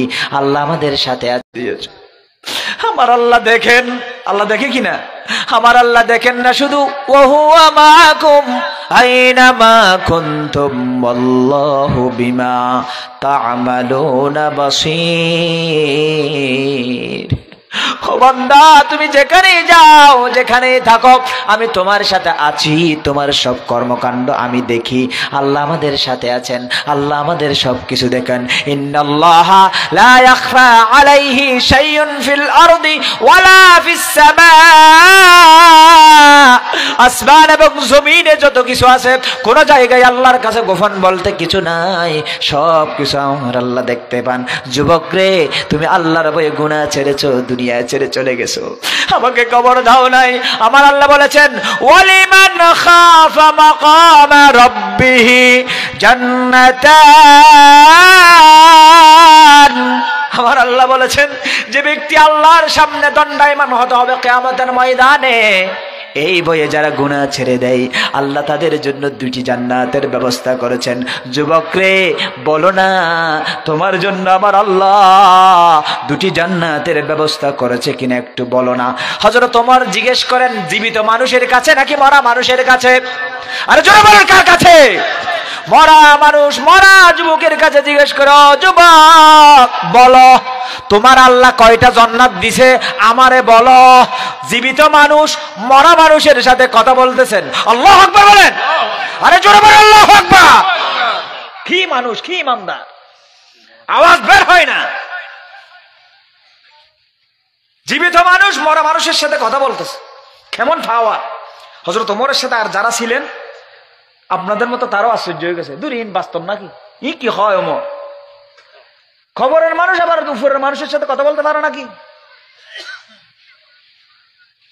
একজন বলতেছে এরকম ছোট করো করে, দেখছেন না, হয়তো হাম্মার নাইয়া, হয়তো আপন মানুষ আর ফল গিয়ে দিমান লাগে, এলে হয় না, বহুত মানুষ ফল না যে হয়তো অমরও আবন্ন আর এর হল গিয়ে দিয়ে ইবে হতা হইতে দিব না হয় আর জন গুতাইয়ের হদে খবরদার হয় ওমর মানিবে কি না জানস হদি কি মানি ইবে মসজিদে নববীত খুতবাদের ওমর ইবে কি মসজিদে নববীত খুতবাদের হাজার হাজার মাইল দূরে মুসলমানের মুজাহিদ বাহিনী যুদ্ধ করে খুতবাদের দে বিষয়যোগ্য আতিক্কে মিক্কে হযরত ওমর আতাইন এঙ্গয় লারিয়ের হদে ইয়া সারিয়া আল জাবাল ইয়া সারিয়া আল জাবাল ইয়া সারিয়া আল জাবাল চিৎকার দিয়ে বলেন আল্লাহু আকবার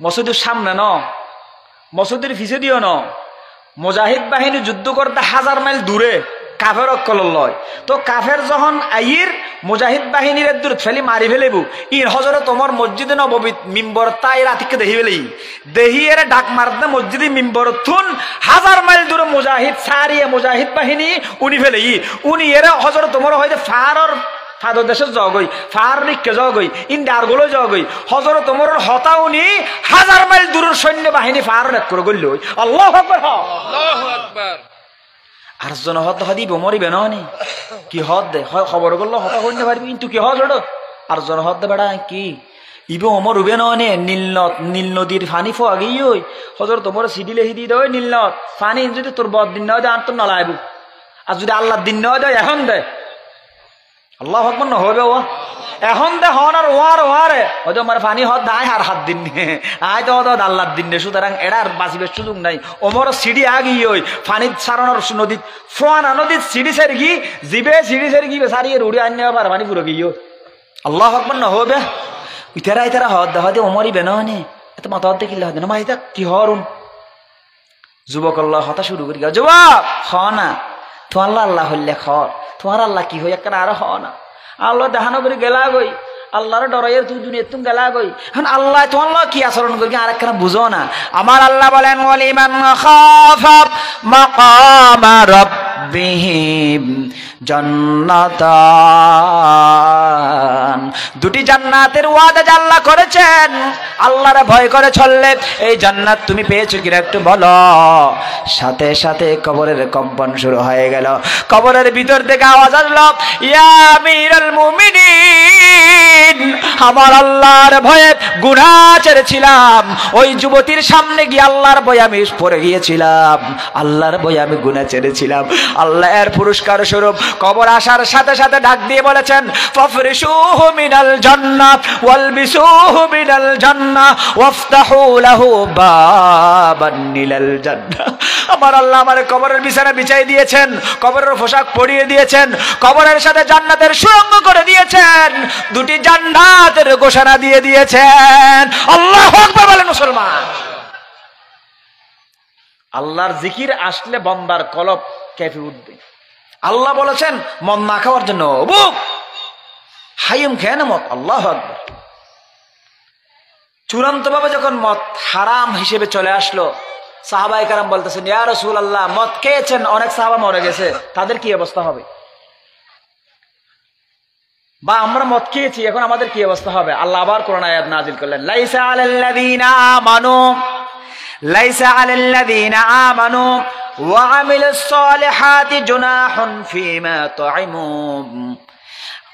কোরআনের মধ্যে আমি মদ হারামের আগে যারা খেয়েছে দুনিয়া থেকে চলে গেছে মদ খেয়েছেন তারা আর বর্তমান যারা খাবে তারা সমান নয় তাদের কোনো গুনাহ নাই আল্লাহ তাদের জিন্দেগির গুনাহ ক্ষমা করে দিয়েছে সুবহানাল্লাহ বলবেন না জয় বলেন সুবহানাল্লাহ আমার ভাইয়েরা হাদিস শরীফে আসছে যারা মদ খাবে 40 দিন পর্যন্ত তাদের ইবাদত কবুল হবে না নাউজুবিল্লাহ না হয় বাবা ইবনে মাজার হাদিস রাসূল করিম সাল্লাল্লাহু আলাইহি সাল্লাম বলেছেন মান শারিবাল খামরা ওয়া সাকিরা লাম তুকবাল লাহু সালাতুন 40 সাবাহা আল্লাহু আকবার বলেন যারা মদ খাবে কি হবে দে মদ খাইবো হদি ইতারার ইবাদত 40 দিন পর্যন্ত না করিম এখন যে মদ খাইতে হদের না ইবাদত না করিম দের তো খায় নাই দে ঠিক কিনা বারগরে হয় না হওয়াল ঝাড়া মাসছো না আল্লাহ এদিন শেষ হওয়ানোর পরে তুই চিকিৎসা করবি দি নাকি রোগ আরো বাড়াবি দি কি হ রোগ বাড়াইবো না সময় বুধে রাসূল করিম সাল্লাল্লাহু আলাইহি সাল্লাম বলেছেন যদি এই অবস্থায় ওই ইম্মাতা দাখালান নার যদি এই অবস্থায় সে মৃত্যুবরণ করে তাহলে সে জাহান্নামের তলদেশে চলে যাবে। নাউজুবিল্লাহ বলেন না। রাসূল করিম সাল্লাল্লাহু আলাইহি সাল্লাম বলেছেন 10 জন ব্যক্তির উপর লানত বলেছেন। নাউজুবিল্লাহ বলেন না। 10 জন ব্যক্তিকে লানত দিয়েছেন মুহাম্মদ সাল্লাল্লাহু। আমি শেষের দিকে চলে যাচ্ছি যেহেতু বক্তা চলে আসছেন, শেষ করে দেব। কঠিন বিষয় তো, খারাপ লাগে যে এরকম বিষয়। রাসূল বলেন লাআনা রাসূলুল্লাহ সাল্লাল্লাহু আলাইহি ওয়াসাল্লাম ফিল খামরি 10। মদের সাথে সংশ্লিষ্ট 10 জন ব্যক্তিকে আল্লাহ রাসূল লানত দিয়েছেন। যেই রাসূল শাফায়াতের কান্ডারি নবী, যার সুপারিশ না হলে, যার শাফায়াত না হলে জান্নাতে যাওয়া কঠিন হয়ে যাবে, বিচার পর্যন্ত শুরু হবে না। যিনি সুপারিশ না করলে আমার নবী মুহাম্মদ সাল্লাল্লাহু আলাইহি ওয়াসাল্লাম সুপারিশ না করলে জান্নাতে যাওয়া মুমিনের জন্য কঠিন হয়ে যাবে, বিচারও শুরু হবে না। আল্লাহ রাসূল সুপারিশ করবেন, বিচার শুরু হবে, ইমানদাররা জান্নাতে যাবে। সেই নবী লানত দিচ্ছেন একই উম্মতের উপর। যেই উম্মত, কোন উম্মত? যারা মদের সাথে সংশ্লিষ্ট 10 জন। কজন? 10 জন মদের সাথে সংশ্লিষ্ট ব্যক্তির উপর লানত দিয়েছেন মুহাম্মদুর রাসূলুল্লাহ সাল্লাল্লাহু আলাইহি ওয়াসাল্লাম। 1 নম্বর হলো আসিরাহা, যে মদ বানাই, যে মদ তোর লানত, রাসূলুল্লাহ লানত, আল্লাহ লানত। 2 নম্বর ওয়া মুতাসিরাহা, যে মূল কারিগর, কারিগর না থাকে না মদ বানাবের কি কি কেন কেন হদ্দুর দেয়া পরে, কেন কেন কত মাত্রা দেয়া পরে, এই কারিগর, ওদের কারিগর উদ্দে আল্লাহ লানত। ওয়াশারিবাহা, জেহাই হাই দিতেছি 3 নম্বরতে। এরপরে ওয়া হামিলাহা, বহনকারী। বহনকারী মানে বয়ের নোয়ানা না, জিবে হাই বিবে হাসে বয়ের নোয়ানা না, হদে বহনকারী তোর উদ্দে আল্লাহ রাসূল হদিতের উদ্দে লানত। এরপর ওয়াল মাহমুলাতা ইলাইহি, যার জন্য বহন করে নিয়ে আসা হয়, অর্থাৎ জাল্লাই আনে, জাল্লাই আনে 5 নম্বর। এরপর ওয়াসাকিয়াহা, যে অন্যকে আর ফান গড়াই, গলসত গরি বরিয়ের হদে বাই দর হা এঙ্গরি বাড়ি মারে 10 আবালা শুরু কর না খাওয়া হদে এঙ্গরি মারাত দিয়া আনি দে হদে ইতে ওয়াসাকিয়া ইতে রদ্দি। ওয়াবাইআহা, বিক্রেতা। ই হাল্লানত, রাসূলুল্লাহ লানত, আল্লাহ লানত হদ সোজা ন। জিবে সুপারিশ করলি নগরলি জান্নাত জন কঠিন, জিবে সুপারিশ নগরলি বিচার শুরু নহব, ইবে লানত দে বাঁচাবের কোনো সুযোগ আছে না। এরপর কি হয়? ওয়াবাইআহা ওয়াসাকিয়াহা ওয়াবাইআহা, জিবে বেশি এর একটা লাভ নয় নে, 200 টাকা মত 300 টাকা বেশি 100 টাকা লাভ না হয়, এই লাভ খাই দিই তোর দিও লানত। ওয়া আকিলা থামানিহা ওয়াল মুশতারি লাহা ওয়াল মুশতারাতু লাহা ওয়া বাইআহা ওয়া আকিলা সামানিহা, জিবে লাভ খাই এবার দিও লানত। ওয়াল মুশতারি লাহা, খরিদ্দার, কিদার? খরিদ্দার। ওয়াল মুশতারাত লাহু, হদি জিবেল্লাই কিনে। এই 10 জনের উদ্দি রাসূলুল্লাহ লানত। নাউজুবিল্লাহ না হবে বড় করে হয় নাউজুবিল্লাহ। রাসূল করিম সাল্লাল্লাহু আলাইহি সাল্লাম বলেন মান শারিবাল খামরা ফিদ দুনিয়া লাম ইয়াশরাবাহা ফিল আখিরাহ ইল্লা আইয়াতুবা, দুনিয়ায় যে মদ খাইব কিয়ামতের ময়দানত জান্নাতত যাইরে আল্লাহ যে মদর ব্যবস্থা করিব, মদর ব্যবস্থা আল্লাহ করিব না করিব হাসাই। মাসালুল জান্নাতিল্লাতী উইদাল মুত্তাকুন ফিহা আনহারুম মিন মাইন গায়রি আসিন ওয়া আনহারুম মিন লাবানিন লাম ইয়াতাগায়্যার তা'মুহু ওয়া আনহারুম মিন খামরিল লাদ্দাতিল লিশশারিবিন।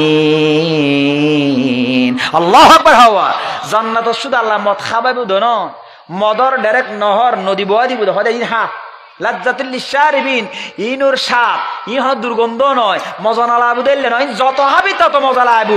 এই মজার মদ যদি হাইতে মনে হয় দুনিয়ার ফোসা মদ সারা পড়বে, ঠিক করে বার করে হ সারি বেল্লাই আর রাজি আছি নে আলহামদুলিল্লাহ। ওনারা তো ন হন সারিবেন কি আর না হাইলে তারা না হাইবেন, আর যদি কে বলে হাইতা গি দই আর সার দিম ইনশাআল্লাহর জান্নাত যাইর হাইম ইনশাআল্লাহ। মালিক বিন দিনার রহমাতুল্লাহ আলাই, বিখ্যাত ঘটনা ওনারা জানন। ইবে প্রাথমিক জীবনত মদ খাইতো, মাইফে মরে যাওয়ার পরে এরপর ওনার ঘটনা বেগ কিনা ওনার তো জানা আছে, আলাম আক্রম আত্ম বেশি জানো আত্মসম্মানিত ওনারা তো লাই দিলাম মানো হই মরণের পরে এরপরও মদ লইয়ের এসে হাইবেল লাই। একবার মেইফো মদ ফেলে দি, মেইফরে গাড়ি ন দে, এরপর মেইফো মরি গিয়ে গই, এরপর বছর যখন আবার মদ খাবেল এমনি মদ তৎ খায় মাতাল অবস্থাত গুম গিয়ে গুমুর স্বপ্ন দেখে দে কেয়ামত কায়েমে গিয়ে কেয়ামত কিয় গিয়ে কায়েমে গিয়ে মালিক বিন দিনার রহমতুল্লাহ আলাইহি সাফুক গই দূর সাপ দ সাপ হরে বেল্লাই মালিক বিন দিনের বাসাও হয় দূরের স্বপ্ন দেখে দে কেয়ামত কায়েমে গিয়ে হদ্দু জের দেখে বুড়ো মিক্ষুক মানুষ লড়ি দিয়ে আনাং করি আড়ে হয়তো বাপ রে বাপ তোর লড়িও দিয়ে আর কা বাঁচাছো না বুড়ো মানুষ আর আবুক গই দূর দে হয়তো আর তুমি বল নাই তুই আর কিছু হাবাই না জীবন শেষ করি ফেলে ইউস জীবের হাবাই ইউস বে তোরা এখন দূর দে আমার বিড়াল আমার কই মেও হদ্দু জের দেখে হদুককে যাও একটা ঠিলে আছে আর হদু বুড়ো গাড়া ফসা আছে শরতে বাগানত কালা হাত দেয় উন তোর বাঁচালে বাঁচাতে পারি কে যা জের দেখে দে ঠিলের গুরু গুরু ফ দুদিন না ইকে ইর গজ হইর এং করে সাত দাঁড়া দেখা দিবে মেয়ে ফেসিবে মরি গিয়ে কতদিন আগে মেয়ে ফুইবে ও আল্লাহ ই ভাইয়ের দেখা দে বাফরে বিপদ ফিসুতি সাফুক গো ফাতর একখান লই দি মারি আল্লাহ আকবর হই ফাতর ইয়ান ফরনের ওয়ার সাফি মরি গিয়ে শেষ হয়তো অজি তুই কে রে হয়তো আর আড়ে খেলা হাদ্দি মিল্লা তাবিক মি ইব্রাহিম আর দাদা ইব্রাহিম আলাইহিস সালাম এর কোরআন টোরান জিনজি শিখাবার এসে গির খেলাধুলা হয় জান্নাতের বাগানত আছে আরা হয়তো তোমার কি অবস্থা হদে এই হয়তো আব্বাজান হয়তো অজি হস এই আফি বেকি বুড়ো হইবে কি না কা করে বুঝাই দেছাই হয়তো সাফি বললে তোমার নফসরা হয়তো নফস জিন হাবাইয়া নফস মোটো গিয়ে নফস শয়তানি বে তোর ফিসে লেগি আর জিন কলব আমলে সলে ন গর দুর্বল গিয়ে আমলে সলে তোর নফসল্ল যুদ্ধ করে আটিয়ে নেওয়া পারে ও আব্বা জান আলাম ইয়ানি লিল্লাযীনা আমানু আন তাখশা কুলুবুহুম লিযিকরিল্লাহ হদে এখনো সময় নয় আল্লাহর স্মরণ করি কলব পার একখানা মতো করে ফেলে ফেললাই সময় এখনো নয় না ব্যাগিম বাদ্য মত বাদ্য আল্লাহর ডাহ গুম বাঙ্গনের ওয়ার দি দূর মসজিদের ভোর ডুমমারি গোসল করি আল্লাহর ডাক মার কি ইয়া আল্লাহ ইয়া রাব ইয়া রাব ইয়া রাব তুমি বলেছ ইয়া ইবনে আদম লাউ বালাগাত যুনুবুকা আনানাস সামাম সুম্মা ইস্তাগফারতানি গফারতু লাকা ওয়ালা উবালি আল্লাহ তুমি বলেছ ও বনি আদম আসমান পরিমাণ যদি তুমি গুনাহ করে থাকো আমার দরবারে এসে যদি ক্ষমা চাও তুমি ক্ষমা করে দিবে বলেছো আল্লাহ তোমার দরবারে ক্ষমা চাচ্ছি আবার ক্ষমা করে দাও আল্লাহ ক্ষমা করে দিয়েছেন যুগ শ্রেষ্ঠ আল্লাহর ওলিতে পরিণত হয়েছে সুবহানাল্লাহ বলেন না সুতরাং আসুন আমার ভাইয়েরা মুরব্বীরা যুবক ভাইয়েরা যারা এখনো মদের আড্ডাখানায় ভরে থাকি মদের প্রতি এখনো আসক্ত আল্লাহর ওয়াস্তে আল্লাহর হুকুম এসে গেছে মদ ছেড়ে দিতে হবে জোরে বলি ইনশাআল্লাহ আবার বলি ইনশাআল্লাহ আমার কথায় যদি কষ্ট পেয়ে থাকেন আল্লাহর ওয়াস্তে তওবা করে ফেলুন আমরা তওবা করে ফেলবো ইনশাআল্লাহ বলেন জোরে বলেন ইনশাআল্লাহ আল্লাহ আমাদেরকে ইখলাসের সহিত জীবনে আমল করার তৌফিক দান করুন আমাদের সমাজটাকে আলোকিত করুন আমিন বলেন জাহেলি যুগে মদ পান এটা একটা সভ্য এটা একটা আভিজাত্যের বিষয় ছিল জাহেলি যুগকে জাহেলি যুগ বলার অনেক কারণের মধ্যে মদ পানটাও একটা ছিল আল্লাহ আমাদেরকে আমাদের সমাজেও এরকম মদ পান যদি কেউ করে থাকে ওগুলো দূরীভূত করে সবাইকে এক এবং নেক খাওয়ার তৌফিক দান করুক আমিন আকুলু কওলি হাদা আস্তাগফিরুল্লাহ লি ওয়া লাকুম ফাস্তাগফিরুহু ওয়া আতুবু ইলাইহি ইন্নাহু হুয়াল গফুরুর রহিম আসসালামু আলাইকুম ওয়া রাহমাতুল্লাহি ওয়া বারাকাতুহু।